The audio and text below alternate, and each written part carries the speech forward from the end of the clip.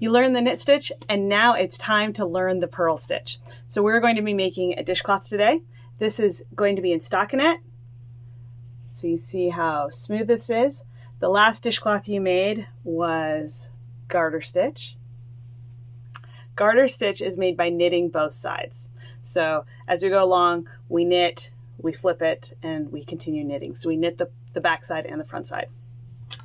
Stockinette, on the other hand, is knit by doing both knitting and purling. Now the purl stitch is actually the knit stitch, just the back side of it. So no matter which side you're on, even if you are, it's always going to come out with the knit stitch. So that's what we're going to do. We're going to start by, the top part and the bottom part are going to be in the garter stitch, just like you did on your last dishcloth. And our edges are also, because stockinette has a tendency to curl badly. So since we don't really want our dishcloth to be like super curly, we want it to be more flat, we have to give it a border. You don't need to do that for this because garter doesn't really like to curl. So it's not a problem. But for this, we're going to do a bit of a border. So we're going to start by casting on, and we will review how to cast on. And then we're going to do some knit stitch to get our bottom rows. These ones down here.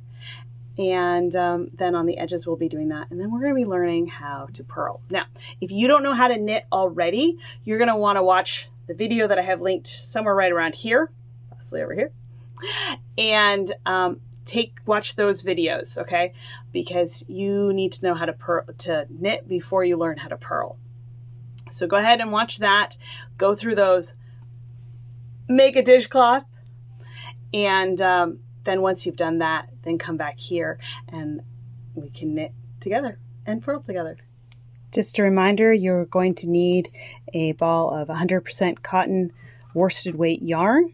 For all the information that you need for your supplies, you can look at the video that should be popping up somewhere around here. And I am using Dishy from Knit Picks, and I have a pair of size 7 needles. So first start, you gotta pull the yarn out. I like to use a center pull. You can do that. You can also pull it from the outside if you prefer. I've always preferred a center pull if it works, although sometimes I pull out more than I need. But it does mean that my ball of yarn has less tendency to go running about the room. So we're gonna be doing a long tail cast on, just like we did before. So we wanna give ourselves a nice long tail. I generally just kind of guess. And if I guess wrong, which admittedly I often do, I just get lots of practice. And that's all right. So remember, when we do our long tail cast on, we're going to want to put our needle right in the middle of it. We're going to have our yarn going over our thumb and over our finger like this. And then we're going to hold it with our other fingers. All right. So come up. You go down, you go up the thumb, over the yarn, pull it through the finger, and then drop that thumb. And as we drop the thumb, we pull it again. Now we need to cast on 37 stitches for this. So up, over, around, and through. And just a reminder, if you drop it at some point, or you need to put it down for whatever reason, when you pick it up again, you want to make sure that your needle is in between your thumb and your finger, and you've got the yarn going each direction. Okay? We do not want it to be over here or over here. So now we're just gonna keep casting on.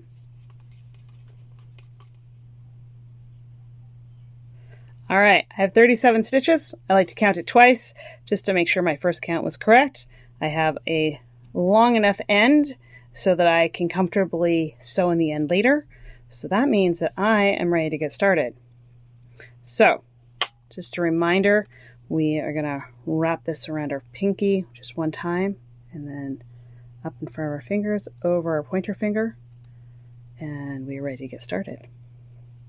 So for this first row, you're just going to knit like you've been knitting. So, and on this first one, you may be usually just pulling this first one off, but on this very first stitch, I highly recommend that you knit it regardless of whether or not you normally slip or knit. This first row, you really do want to knit that stitch. After that, you can totally slip it if that is what you find works for you, but on that first one we want to do that. So just a reminder of how we do this. Under the fence, catch the sheep. Oop, didn't catch my sheep. Under the fence, catch the sheep. Back you go, off you leap. So we are going to knit 6 rows. So I'm going to get those 6 rows on and then I'll be back. All right, I've knit my first 6 rows. Hopefully you have as well. And now it is time to count them, make sure we have the right number. So because we did a long tail cast on, we do have a row of sorts right here. It's a little bit hard to see on the front. If you look on the back, you can really see that bump right there.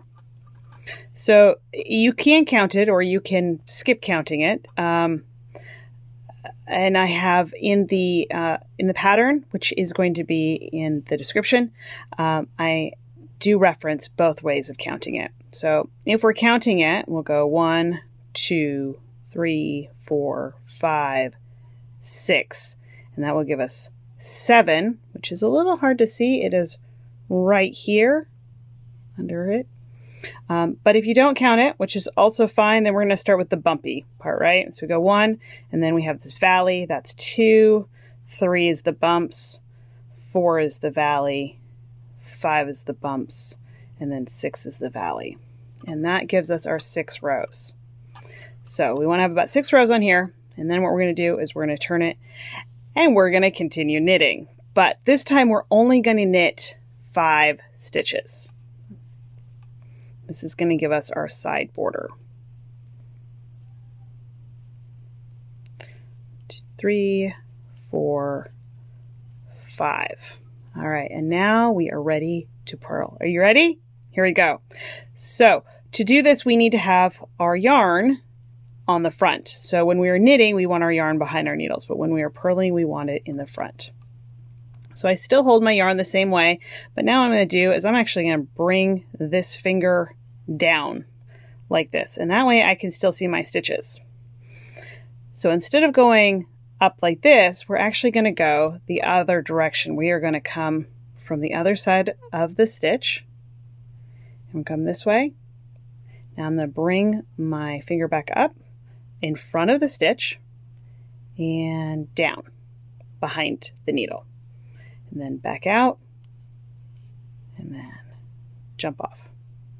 Again, I'm going to keep my yarn in the front, so I'm just going to bring that back down again. I'm going to go through and I'm going to come back up and back down.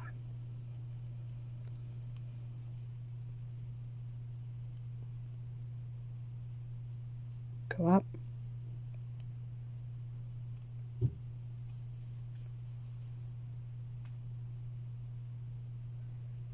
So we're going to go through the needle, up, down, behind, so right between the needles, and then pop it through, and then jump off. Through, up, down. Basically, my pointer finger just keeps going up and down. That's what it keeps doing. Knitting, we just kind of keep it up, but here we got some action. So, needle through, up, down between the 2 needles, and then bring that through.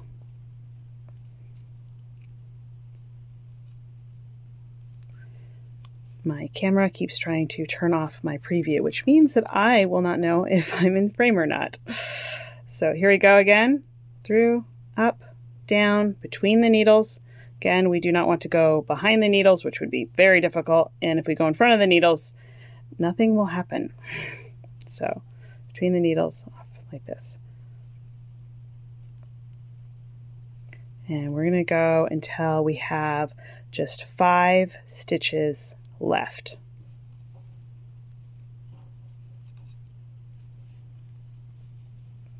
So we want to go all the way across the row. Just keep purling. You're doing great.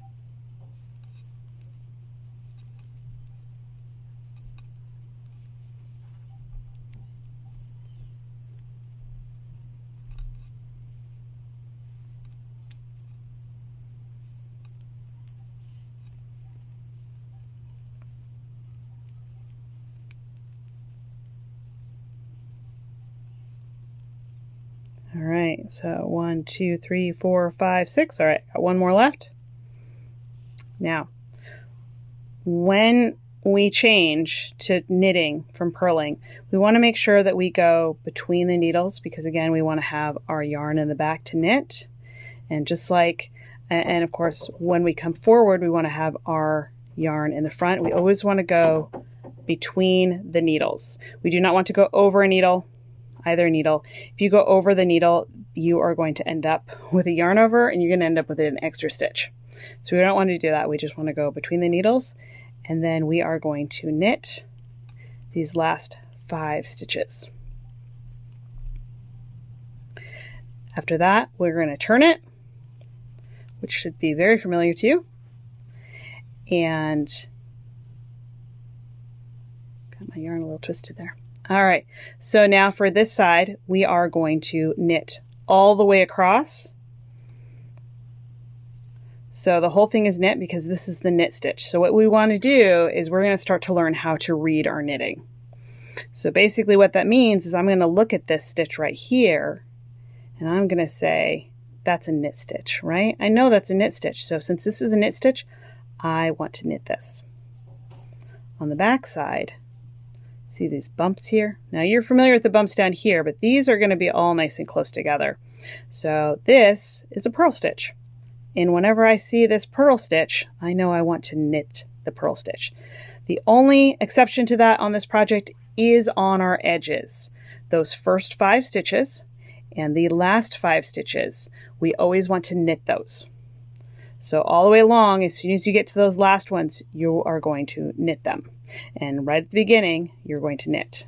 So we're going to go ahead and we're going to knit all the way across because this part we just knit because that's what we're supposed to do on our edge. So of course we will knit that. And now I'm like, okay, what am I doing? Oh, that's a knit stitch. And since this is a knit stitch, we want to knit it. So for this project, you are going to continue going across. You're going to keep doing these 2 rows.